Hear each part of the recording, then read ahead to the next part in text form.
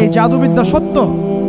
এবং এখনকার অনেক ভণ্ড যে কবিরাজগুলো বের হয়েছে, এরা জিনকে তাবে করে নিয়ে এই জিনদের মধ্য দিয়ে মানুষের মধ্যে জাদু ছড়িয়ে দিয়েছে, এবং এর ফলশ্রুতিতে বহু পরিবার ধ্বংস হয়ে যাচ্ছে।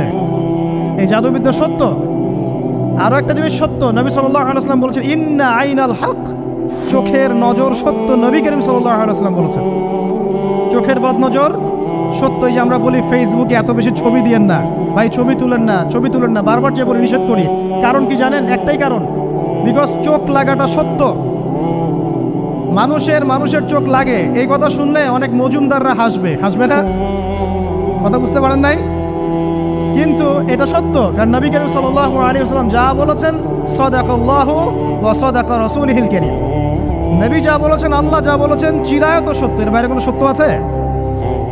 আচ্ছা দেখেন, আমি বললাম যে জাদুবিদ্যা সত্য। এই জাদুবিদ্যার চর্চা মানুষ করে, এখনো করে, এবং এই জাদু দিয়ে মানুষের ক্ষতি করার জন্য জিনের প্রয়োজন হয়, দুষ্ট জিন। এই জিনগুলোকে মানুষ তাবে করে মানুষের ক্ষতি করার চেষ্টা করে। দেখবেন এখন গ্রামে গঞ্জে শহরে সব জায়গায় ছড়িয়ে পড়েছে না? দেখবেন, খুব সতর্ক থাকবেন। আমি পরে সলিউশন বলছি আপনাদেরকে। আরেকটা বলেছি, নবী সাল্লাল্লাহু আলাইহি ওয়াসাল্লাম বলেছেন চোখের বদনজর এমন সত্য যে একটা উটকে এই রান্নার ডেকচির মধ্যে ঢুকাই ফেলতে পারে। একটা উট খুব সুন্দর, ভালো, আপনি দেখছেন মাশাআল্লাহ বলেন নাই, নজর লেগেছে, উটটা মারা গেছে, দেন তারপর তাকে জবাই করে খেয়ে ফেলতে হয়েছে। একজন সাহাবী গোসল করছিলেন, গোসল, এটা হাদিসে সহিহ। এই আলেম ওলামা যারা আছেন তারা জানেন যে এই হাদিসে সহিহ। একজন সাহাবী গোসল করছেন, তার গায়ের চামড়াটা খুব সুন্দর ছিল, একদম স্কিনটা অনেক সুন্দর থাকে না এমন কিছু মানুষ? আচ্ছা, এখন আরেকজন সাহাবী এই গোসল দেখছেন দূর থেকে, দেখে বলছেন যে কি চমৎকার তার শরীরের রংটা, যেন কুমারী নারীর মতো, অনেকটা এমন একটা কথা তিনি বলেছিলেন। সাথে সাথে এই সাহাবী অজ্ঞান হয়ে পড়ে গেছে। কোন সাহাবী? যিনি গোসল করছিলেন। এটার আপনি কোনো ব্যাখ্যা দিতে পারবেন না তো, এখানে কোনো সায়েন্স দিয়ে বা মেডিকেল সায়েন্স দিয়ে আপনি কোনো ব্যাখ্যা করতে পারবেন না। একটা ব্যাখ্যা দিতে পারেন, কিন্তু কেন সেটা হলো সেটা আপনি অ্যান্সার খুঁজে পাবেন না। তো নবী সাল্লাল্লাহু আলাইহি ওয়াসাল্লামের কাছে নিয়ে যাওয়া হলো তাকে। তিনি বললেন যে এই ব্যক্তির ব্যাপারে কি কেউ ভালো মন্দ কিছু বলেছিল? তখন একজন সাহাবী বলেন হ্যাঁ, অমুকে বলেছে এর স্কিনটা অনেক সুন্দর, ওকে ডেকে নিয়ে আসুন। ওকে ডেকে আনা হলো। ডেকে আনার পর নবীজি তাকে অনেক শাসালেন, তোমরা তোমাদের ভাইদেরকে কি মেরে ফেলতে চাও? তখন এই সাহাবী তো অবাক, আমি আবার কখন মারতে চাইলাম ইয়া রাসূলুল্লাহ? আমি তো মারতে চাই নাই, আমি তো খালি বলেছি যে তার গায়ের রংটা অনেক সুন্দর।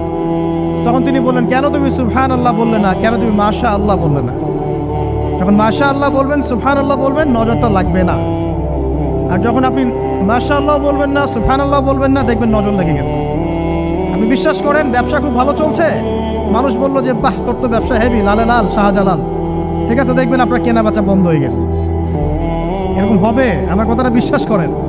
এটা কিন্তু সায়েন্স প্রমাণ করতে পারবে না, আল্লাহ এবং তার রাসূল বলেছেন, তার উপরে কোনো সত্য নেই। আছে সূরা কাহফ 29 নম্বর আয়াত পড়ে দেখেন, আল্লাহ পাক বলছেন ওয়াকুলিল হাক্কু মির রাব্বিকুম, সত্য সেটাই যা তোমার রবের পক্ষ থেকে আসে। ফামান শাআ ফালইউমিন, যার ইচ্ছা হয় বিশ্বাস করুক, ওয়ামান শাআ ফালইয়াকফুর, যার ইচ্ছা হয় সে অস্বীকার করুক। এই কারণে আমরা বলি ফেসবুকে এত বেশি ছবি দেওয়া, এই আই ওয়াশ করা, এই যে শোডাউন করা, হ্যাঁ, ইসলামের কিছু কাজ করলেন একদম মানুষকে না দেখাইতে পারলে ঘুম হচ্ছে না, এগুলো বন্ধ করেন, এগুলো বন্ধ করে দেন আল্লাহর ওয়াস্তে। অফলাইনে কাজ করেন, নিজেকে গোপন করার চেষ্টা করেন। যত বেশি মানুষের কাছে নিজেকে এক্সপোজ করবেন, কাজের বরকত কমে যাবে, চোখ লাগবে, নজর লাগবে। এবং চোখ লাগা বদ নজরে বহু আলেম আস্তে আস্তে মাঠ থেকে মাইনাস হয়ে গেছে না? যায় নাই?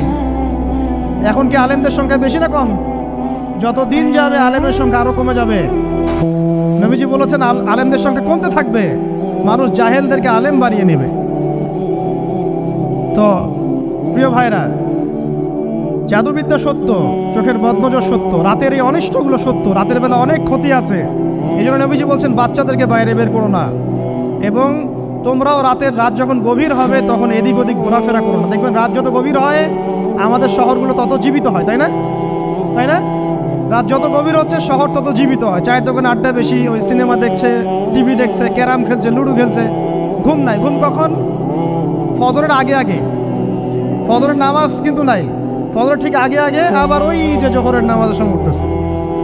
এখন আমাকে বলেন, এরকম জেনারেশনকে দিয়ে কি আসলে ইসলামের কোনো খেদমত হবে?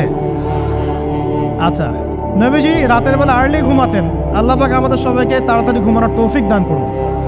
হ্যাঁ, আপনি ইলম চর্চা করলে রাত জেগে থাকতে পারেন, আপনি যদি জ্ঞান চর্চা করেন রাত জাগতে পারেন, আপনি কোনো গবেষণা করছেন, নামাজ পড়ছেন বা কোরআন হিফজ করছেন, আপনি রাতের আর্লি উঠবেন, এটা আলাদা বিষয়।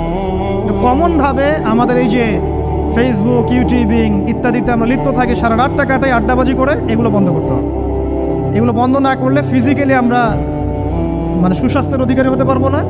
সারা দিনটা আমাদের একটা কি বলবো অলসতার ভাবে যাবে এবং দিনের বেলা কাজগুলো ব্যাহত হবে। এতে করে আমাদের উম্মার এই পুরো বড় যে তরুণ প্রজন্ম আছে এদেরকে আপনি সম্পদে পরিণত করতে পারবেন না। তাই এই সিস্টেমটা চেঞ্জ করা দরকার। নবীজি রাতের বেলা এই সূরা বাকারার শেষে 3টা আয়াত তেলাওয়াত করতেন, আমরা করবো ইনশাআল্লাহ। ইনশাআল্লাহ।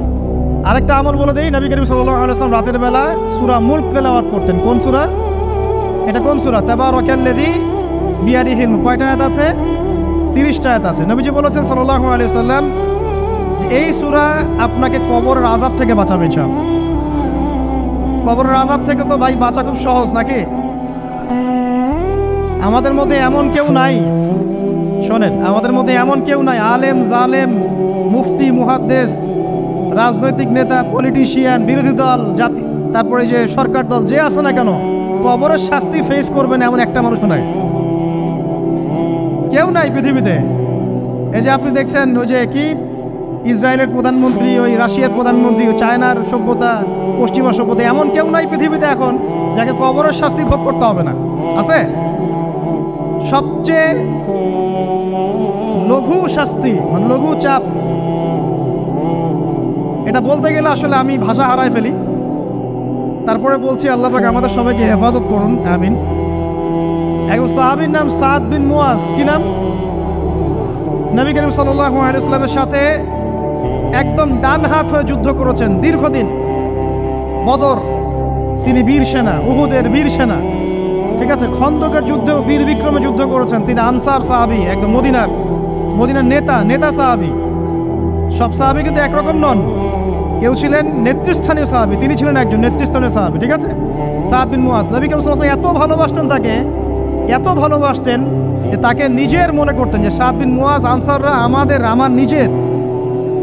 চারটাখানি কথা। এই সাহাবীর খন্দকের যুদ্ধে এই যে হাতের এই দিকে সম্ভবত হাতের এই রগের মধ্যে একটা তীর এসে লাগে এখানে, এবং তীরটা তিনি বের করতে গিয়ে রক্তটা ছিঁড়ে যায়। এরপর ফিনকি দিয়ে রক্ত বের হওয়া শুরু হয়। চিকিৎসা করে করে রক্ত বন্ধ করা যায় নাই, এবং এই রক্তের প্রবাহিত রক্তেই আল্লাহর ইচ্ছায় তিনি শাহাদাত বরণ করেন, তিনি ইন্তেকাল করেন। নবী করিম সাল্লাল্লাহু আলাইহি ওয়াসাল্লাম প্রচণ্ড ব্যথিত হন, মানে মনটা তার খুব নরম হয়ে যায় সাদ বিন মুয়াজ রাদিয়াল্লাহু আনহুর জন্য। তো এই সাহাবীর যখন জানাজার নামাজ পড়ানো হচ্ছে, নবীজি বলছেন 70,000 ফেরেশতা তার নামাজে অংশ নিয়েছে।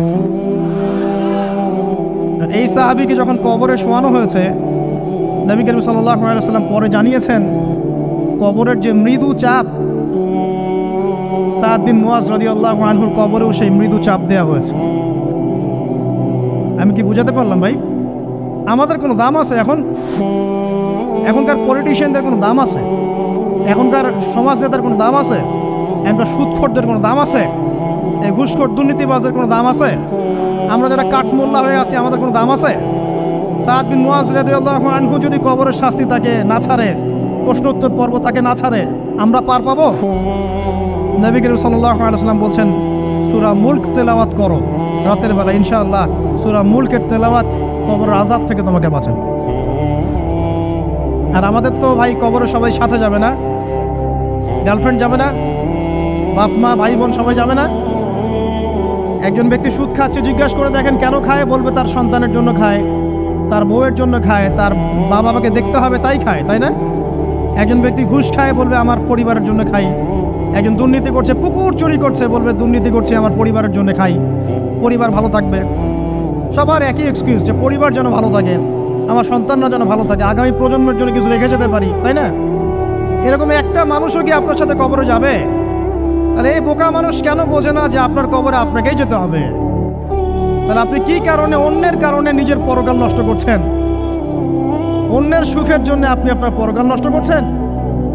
সুদ খাচ্ছেন, দিব্যি মায়ের সাথে জেনা করছেন। আপনাদের এলাকায় নাকি সুদের সমস্যা অনেক বেশি। কয়েকটা হাদিস বলে দেই, আমি ওদেরকে আক্রমণ করতে আসি না, আমি শুধু তাদেরকে 3টে হাদিস শোনাতে এসেছি। 1 নম্বর হাদিস শোনেন। আল্লাহর নবী মুহাম্মদ সাল্লাল্লাহু আলাইহি ওয়াসাল্লাম বলেছেন, সুদের পাপের 73টা শাখা আছে। কয়টা? কোন হাদিসে 70টাও আছে, কোন হাদিসে 73টা আছে। বলছেন যে সবচেয়ে নিচের শাখাটা হচ্ছে, সুদের পাপের সবচেয়ে নিচের শাখা হচ্ছে যে যেন কোনো ব্যক্তি তার মাকে রেপ করলো, তার মাকে ধর্ষণ করলো। 1 দিরহাম যে ব্যক্তি সুদ খায়, সহিহ বুখারীতে আরেকটা হাদিস এসেছে, সে যেন 36টা মেয়েকে ধর্ষণ করলো।